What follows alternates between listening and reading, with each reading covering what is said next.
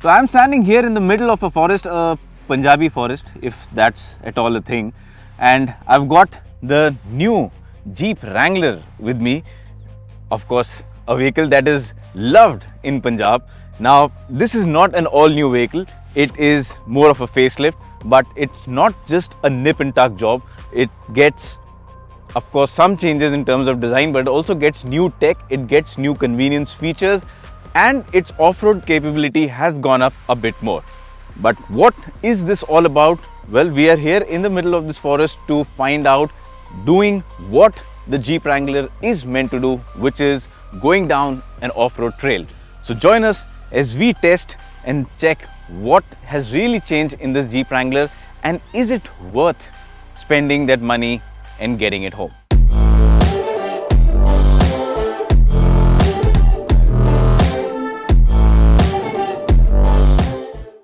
Alright, now let's talk about the most interesting part about driving the Jeep Wrangler, and that's the off-road performance, because that's exactly the reason why you would buy a Wrangler for. Now, we were fortunate enough to have a great off-road experience with the Wrangler because we went through a nicely carved out jungle or a forest course, and it was a natural trail. It was just maintained enough, or probably brought up to the point where vehicles could pass through.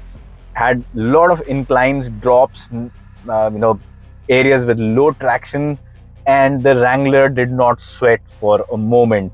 Even through these narrow places, the Wrangler went through very confidently with its four-wheel drive system working well. Whenever the going got tough, we just simply used the low range, and the vehicle did pretty much everything itself. So that was again very handy, and you can see the kind of obstacles we overcame in the forest. Also some parts the area was so narrow that it was just wide enough for the Jeep to pass through. And these are places where the new camera that also lets you see up front, came in really handy. And using all of these technologies at our disposal, we were able to overcome the entire off-road course without any serious concern. But that was not all for the day. The best part was yet to come, and that was crossing a river, the mighty Satluj. But for that, we had to get there. And the road to that place again wasn't an easy one. It was a loose gravel road at times, a lot of sand, basically a dry riverbed, and some slush parts in between. Well, at the end of the day, the Wrangler made an easy work out of that. Well, it was quite fun to drive the Wrangler through this part, and well, the off-road tires really helped us a lot, and they gave us optimum traction at all times through these low traction surfaces. And as a result of that, we made quick work of the surface and finally reached the mighty Satluj banks. Now our task was to get from one end to another. Sounds quite simple, but it isn't. We had to cross the river, and that would put the water wading capability of the Wrangler to the real test. Now, with a bit of doubt, not much because it's a Wrangler, but with a bit of doubt, I drove into the Satluj, and gradually it started getting deeper and deeper. Thankfully, I did not opt for a vehicle with pipe doors. I got the regular one, so no water came inside the cabin. But the Wrangler was phenomenal. Despite the low traction on the loose riverbed, with the water flowing and going through the current, there was no problem at all. The Wrangler just went through in one go. We took a turn, came back again. While coming back, we were going against the current, so the water flow was stronger. The car was submerged deeper, but still no problem at all. All of the off-road courses that were thrown at us, the Wrangler made easy work out of it. And that just proves that an iconic product that was known for its off-road capability, with these changes now in the new updated model, has just gotten better. And now talking about the changes in the new Wrangler, well, before I tell you the changes, you should know that it's available in two trims, or two versions rather. It's the Unlimited and the Rubicon. Now, Unlimited. this is the one that's more for the road, and the Rubicon is more off-road focused. Now, the Rubicon is the one that we've been driving since morning, and since it's more off-road focused, so it has different set of tires. You can also buy it, by the way, with tube doors. It looks really cool with that, but I did not want to expose myself to the elements, so I opted for the ones with the regular doors instead. And it also comes with off-road focused tires, which some people also refer to as knobby. Scottish would call it as a knobby. So you get all those things in the Rubicon. But beyond that, if you talk about the design changes, in general, the Wrangler now gets a revised grille. That iconic 7-slat grille, it stays. The design of that though has changed. It now it's a bit more sleeker, so it adds a bit to the width of the vehicle and looks pretty cool. Beyond that, even the alloy wheels have changed, so the wheel design is new, and you get new exterior colors as well. One smart feature is the antenna. So the antenna, they call it stealth antenna. It has been mounted here, and the idea is simple. When you're going off-road, you want as much as possible or as less as possible things exposed on the body. So this again adds to that functionality.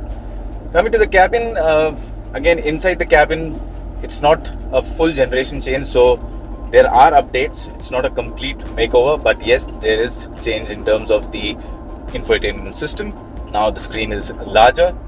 The software itself has been updated. It's faster. The company claims it's 5 times faster. Now I haven't been able to test that because the focus since morning has been on off-road, but I mean the system works fine from whatever I've used. It's slick, the visibility is good under direct sunlight, and it's got all the regular features. The car now also comes equipped with ADAS, so that's the in thing these days, and it gives you access to things such as adaptive cruise control, which works pretty flawlessly in the vehicle. And yeah, I mean it's not like a very extensive ADAS suite that you get with the Wrangler, but it's there and it helps when it comes to active safety. Talking of the powertrain, now the Jeep Wrangler is available with just one option. That's a 2-liter turbocharged petrol engine. It develops about 270 PS of power and 400 Newton meters of torque. It's paired to an automatic transmission, and well, in the real world, some people might complain that it does not have a diesel, but actually when you drive it, you do not feel the lack of it, because right from the word go, there is ample torque to get this beast moving. There is very little perceivable lag even on the go when you accelerate out on the highways. Again, it's got enough grunt to get those overtaking maneuvers done in a jiffy. So as far as power is concerned, acceleration on road or highway performance is concerned, the powertrain performs adequately well. But all of this is secondary.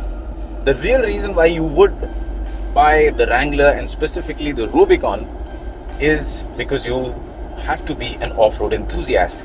And how good is it when you go off-road? Well, the visuals coming over the next few minutes will tell you exactly that.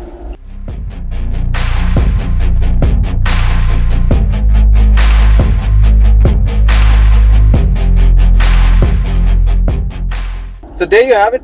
It's very clear that the Wrangler has improved a lot. Yes, it is not a complete generation change, so there are minor upgrades in terms of design and kit, but the off-road capability has got enhanced, and it continues to be a brilliant off-road machine, and it's only got a major improvement again in that department.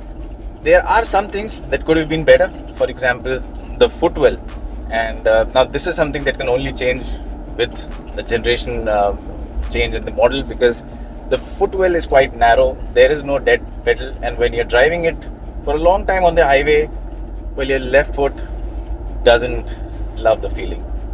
But beyond that, I think overall it's a great vehicle. It has become more comfortable than earlier, and it still retains that off-road capability. So it's a win-win situation. I mean, in all areas. For someone who wants to go off-road, you get more off-road capability, but when you are going from your home to the point where you will go off-roading, you get more comfort in between. So As far as the prices are concerned, well, the vehicle hasn't been launched yet. It will be very soon, and when it does, we expect it to be priced a notch higher than what the outgoing Wrangler is. But at that price, I think the Wrangler should offer unmatched road presence, and again, the pride of owning a badge that has a legacy that very few brands on this planet can match.